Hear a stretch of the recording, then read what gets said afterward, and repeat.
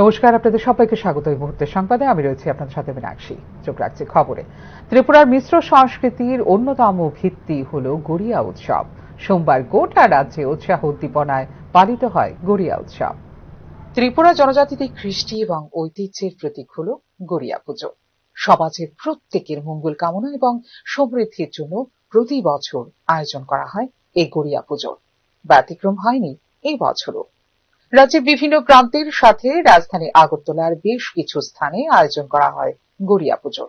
আগরতলা শহরের বিভিন্ন ক্লাব ও সংস্থার উদ্যোগে আয়োজন করা হয় এই পুজো।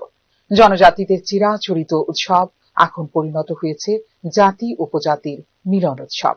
গড়িয়া পুজোকে কেন্দ্র করে বসে মেলাও। সকাল থেকেই ভক্তি ভরে পুজো দেন বহু মানুষ। গড়িয়া পুজোয় সামিল হন জাতি জনজাতি অংশের মানুষ।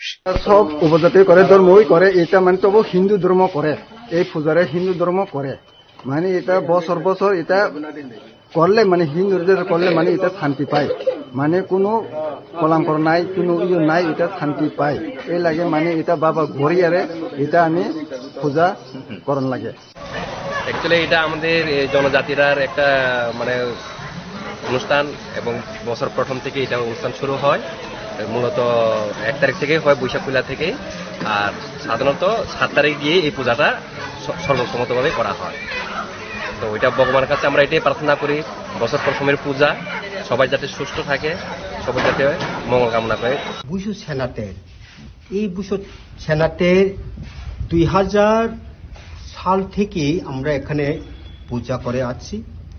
তবে আমাদের সংগঠন লামপাড়া গড়িয়া বদল 1981 সালের 11 জানুয়ারিতে প্রতিষ্ঠিত হয়েছে। জাতি কতটা সভ্য বা উন্নত তার পরিমাপ দেয় সংস্কৃতি, আর সংস্কৃতিতেই পরিচয় মেলে একটি জনগোষ্ঠীর চিন্তা, চেতনা, চরিত্র, রুচিবোধ, চালচলন বা জীবনবোধের। পশু বা উদ্ভিদের জীবনে সময়ের তালে বাঁচার প্রতিক্রিয়ার উন্নতি আসে না, তাই তাদের পরিচয় সব সময় একই থাকে। কিন্তু মানুষ তার সমাজকে নিয়ে সামনে এগিয়ে গিয়ে হয় উন্নততর এবং সভ্য। আর সামনে এগোনোর এই যে প্রক্রিয়া, সেটি হলো সংস্কৃতি, যেখানে আক্ষরিক অর্থেই ত্রিপুরার মিশ্র সংস্কৃতিতে সময়ের সঙ্গে সমান তালে গুরুত্বপূর্ণ ভূমিকা পালন করে চলেছে গড়িয়া উৎসব। ব্যুরো রিপোর্ট, নিউজ নাও। মর্যাদাপূর্ণ পিএম এক্সেলেন্স অ্যাওয়ার্ড 2024 পুরস্কার পেয়েছে ত্রিপুরার গোমতী জেলা। উচ্চাকাঙ্ক্ষী ব্লকের তালিকায় পুরস্কৃত হল ধলাই জেলার গঙ্গানগর ব্লকও। সিভিল সার্ভিস দিবসে এই পুরস্কার তুলে দেন প্রধানমন্ত্রী নরেন্দ্র মোদী। জেলার সামগ্রিক উন্নয়নের জন্য মর্যাদাপূর্ণ পিএম এক্সেলেন্স অ্যাওয়ার্ড 2024 পুরস্কার পেয়েছে ত্রিপুরার গোমতী জেলা। সোমবার নতুন দিল্লিতে সিভিল সার্ভিসেস দিবস উপলক্ষে আয়োজিত অনুষ্ঠানে প্রধানমন্ত্রী নরেন্দ্র মোদীর কাছ থেকে জেলা সামগ্রিক উন্নয়ন বিভাগে পুরস্কার গ্রহণ করেন গোমতী জেলার জেলা শাসক এবং কালেক্টর তড়িৎ কান্তি চাকমা। জেলা সামগ্রিক উন্নয়নের জন্য মর্যাদাপূর্ণ পিএম এক্সেলেন্স অ্যাওয়ার্ড 2024 পাওয়ার জন্য গোমতী জেলার জনগণ এবং জেলা শাসক তড়িৎ কান্তি চাকমাকে অভিনন্দন জ্ঞাপন করেছেন মুখ্যমন্ত্রী ডাক্তার মানিক সাহা।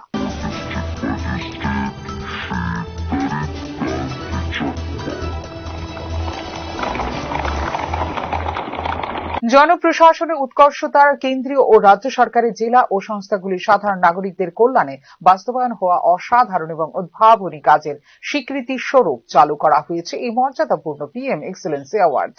জেলাগুলি সামগ্রিক উন্নয়ন, উচ্চাকাঙ্ক্ষী ব্লক, প্রোগ্রাম এবং উদ্ভাবন এই 3টি বিভাগে পুরস্কার প্রদান করা হয় পিএম এক্সেলেন্স অ্যাওয়ার্ড। ব্যাপক মূল্যায়নের পর এই বছরে 1588টি মনোনয়ন থেকে 14 জনকে দেওয়া হয়েছে এই পুরস্কার, যার মধ্যে রয়েছে ত্রিপুরার গোমতী জেলার জেলা শাসকও। পুরস্কারের মধ্যে রয়েছে ট্রফি, স্ক্রোল এবং জনকল্যাণের যে কোনো ক্ষেত্রে প্রকল্প বা কাজকর্ম বাস্তবায়ন বা সম্পদের ঘাটতি পূরণের জন্য 20 লক্ষ টাকার অর্থরাশি। এদিকে উচ্চাকাঙ্ক্ষী ব্লকের তালিকায় পুরস্কৃত হল ধলাই জেলার গঙ্গানগর ব্লক। এদিন এই বিভাগে প্রধানমন্ত্রীর হাত থেকে পুরস্কার গ্রহণ করেন ধলাই জেলার জেলা শাসক Saju Wahid. Bureau report, news now. রহস্যজনকভাবে গুলিবিদ্ধ হল বিএসএফ জওয়ান। এই ঘটনায় তীব্র চাঞ্চল্য ছড়িয়েছে করবুক বিধানসভার সীমান্ত এলাকায়। তার শারীরিক অবস্থা আশঙ্কাজনক বলে জানিয়েছেন চিকিৎসক। গুলিবিদ্ধ অবস্থায় প্রথমে তাকে নিয়ে যাওয়া হয়েছে নতুন বাজার হাসপাতালে, সেখান থেকে গোমতী জেলা হাসপাতালে স্থানান্তর করা হয়েছে। পরবর্তী সময়ে আশঙ্কাজনক অবস্থায় তাঁকে স্থানান্তর করা হয় জিবি হাসপাতালে। সোমবার সকালে রহস্যজনকভাবে গুলিবিদ্ধ হয় এই জওয়ান।